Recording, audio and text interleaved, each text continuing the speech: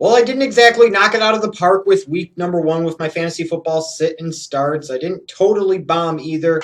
Had some good calls and had some very bad calls, which I kind of anticipated. And I think I even kind of referenced. It's kind of hard to know what to expect with week number one. You're guessing that week more than any other time. So hopefully I can help out more of you in a much better way with my week two fantasy football sit and start. Let's start off with quarterbacks and go first to the ones you should consider sitting this week. I'll go with Jay Cutler of my Chicago Bears going to San Francisco to take on the 49ers. Even if he had all hands on deck, I'd still consider benching him for this week because Cutler's history over the years is that he performs very poorly against good teams. Well, now two offensive line starters out, potentially Marshall and or Jeffrey out of the game. Doesn't take a rocket scientist to figure out that you've probably got better options this week. Same thing with RG3 of the Redskins taking on the Jaguars. The Jaguars did a solid job for a half against Nick Foles and the Eagles, and the Redskins didn't do much offensively last week against the Texans. So you're better off not risking it with RG3. Wait to be proven otherwise. Quarterbacks to start this week. I think Colin Kaepernick of the 49ers taking on the Bears has got to be a start. His mobility will cause the Bears all types of fits, and he might get a couple of cheap touchdown passes. And then you look at Andy Dalton of the Bengals taking on the Falcons. This is a Falcons team that gave up a lot of yardage through the air to Drew Brees last week, and Andy Dalton is a guy that can put up some big fantasy football numbers, and I like his matchup a lot at home against the Atlanta Falcons. So let's move on to running backs and the ones you should consider sitting in week number two, going to Trent Richardson of the Colts, taking on the Eagles in the Monday night matchup. Richardson is pretty much in a lock, stock, and barrel timeshare with Ahmad Bradshaw. It looks like Bradshaw will get the majority of the opportunities in the hurry up and the 2-minute offense and on third downs, limiting Richards' touches, both as a receiver out of the backfield and definitely on the ground as well. You're better off, again, waiting for him to prove it to you. Don't get stuck with a low number from Richardson. And Reggie Bush of the Lions taking on the Carolina Panthers. Not only are they facing a tough Panthers defense, but it seems like Jim Caldwell and the Lions offense prefers Jock Bell as that primary ball carrier at this point in time. So maybe it's wise to wait and see what's going to happen with Bush for another week. Running backs to start this week, I think Noshan Moreno of the Dolphins has a good matchup in Buffalo against the Bills. This is a Moreno ran for over 130 yards last week against the New England Patriots. And the Buffalo Bills gave up some yardage to Matt Forte of the Bears last week. I think this is a good matchup where Moreno has a chance to go for 90 or 100 yards and maybe a touchdown. Similar to a Frank Gore for the 49ers taking on the Chicago Bears. The Bears can't stop anybody in the running game at all. So if it's a team starting running back at this point in time, until proven otherwise, I'm going to tell you to start that starting running back against the Bears defense. Plain and simple. Now let's move on to wide receivers. I'll go first with Alshon Jeffrey and Brandon Marshall, the Chicago Bears. At this point in time, you don't know if one, both, or either one of them is going to play Sunday night against the 49ers. And frankly, even if they do, they're probably going to be in a diminished capacity. Combining that with Cutler's history of poor performances against really good teams and defenses, just no matter what, I would say don't risk it with Jeffrey and Marshall. Whether they play or not, it's not worth the risk this time around.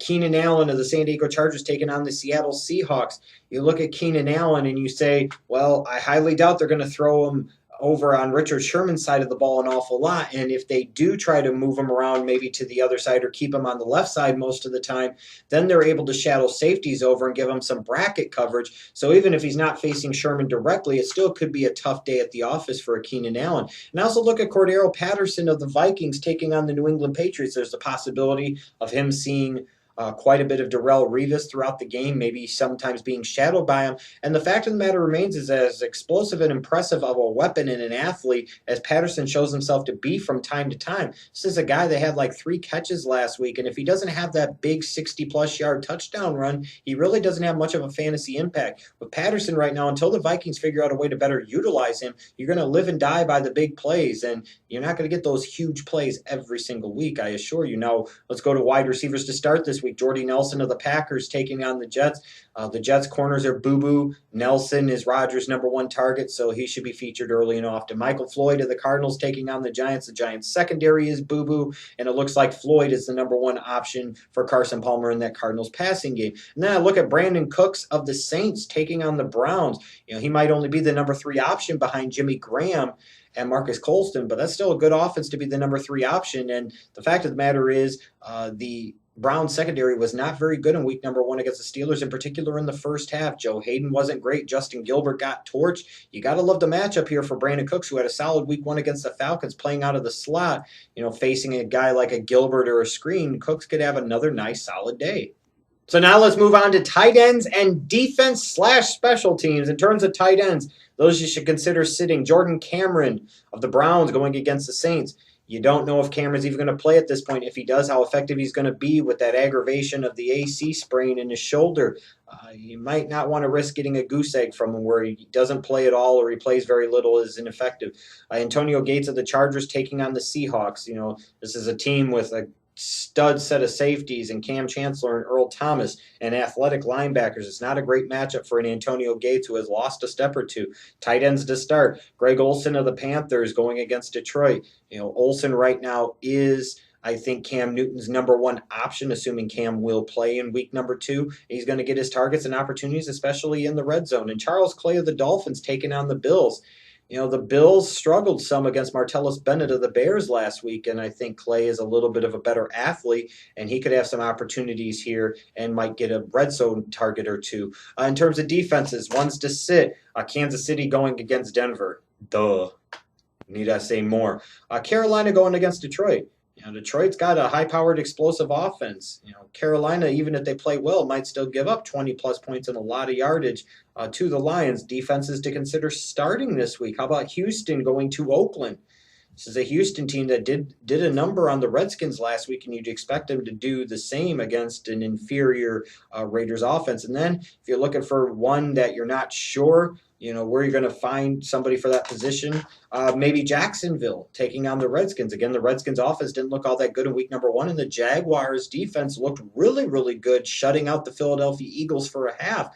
So if you need kind of a flyer for your defense or special teams, maybe Jacksonville is a way to go for you in week number 2. Now that I've gotten through the sit and starts, let me give you some names to keep an eye out for on your waiver wire, guys. You should maybe consider adding now or at some point in time in the next few weeks. Running backs, you're always looking for running back help.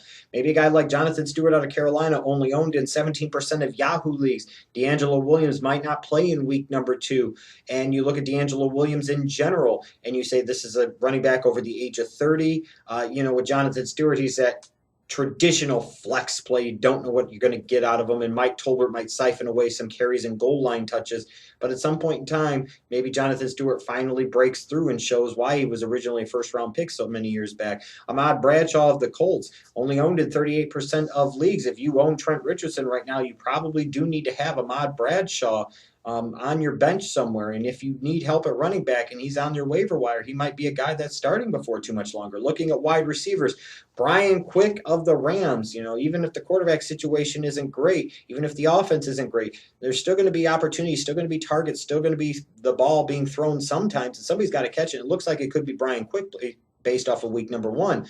Marvin Jones of the Cincinnati Bengals, it looks like he might be back from his broken foot after the week 4 bye for the Bengals. This is a guy that put up some nice numbers in that number 2 wide receiver role opposite A.J. Green last year. Here's a guy that you might even be able to wait a week or two on your waiver wire. He's only owned in 18% of Yahoo leagues, so most leagues he's out there for you. Sit him on your bench a couple of weeks, and then you slide him in there as maybe a flex position player. Gives you some depth at wide receiver, especially with Eifert going down with that nasty elbow injury. And then you got Marquise Lee of the Jaguars. I was surprised to see he's only owned in 13% of Yahoo leagues. Now, that might come in part because so many people rushed after week number 1 to pick up Allen Hurns, and he might be a guy for the Jaguars. But I still like the fact that Marquise Lee had more catches in week number 1, and I think over the course of the season he will be the better receiver, and I think there's a golden opportunity for you to go out there and find a guy who could end up being a team's number 1 before the end of the season. In terms of tight ends, maybe Jared Cook of the St. Louis Rams. Again, somebody's got to catch the ball there, only owned in 15% of Yahoo leagues. And then Jermaine Gresham of the Bengals, not my favorite player, not a great offensive weapon, but if you're desperate at tight end, or maybe if you've got Jordan Cameron with an injury, Jermaine Gresham, now that Eifert's out for a while, he's going to be the primary tight end, so maybe he'll get some opportunities, maybe he'll get some red zone touches and potentially sniper away some touchdowns. So these are just some names to throw out there. Maybe one super duper sleeper at this point in time might be Jerick McKinnon of the Minnesota Vikings, because you don't know what's going to happen with the whole Adrian Peterson situation, and as far as Asiata, who knows what you're going to get. maybe a guy like McKinnon, who I think is more dynamic and more explosive clearly than an Asiata, might be a guy that if Peterson's out for an extended period of time, you might need to consider adding to your bench as kind of like a stash and save type of option. And after a few weeks, if you don't think it's going anywhere, maybe you do get rid of him, but maybe it does go somewhere and you look like a sleuth and a genius. So again, keep track of this stuff for me if you don't mind. My suggestions to you. Let me know if I helped you or hurt you for week number 2. Let me know if I helped you or hurt you, frankly, for week number 1 as well. Hopefully, I'll do better this time around, though.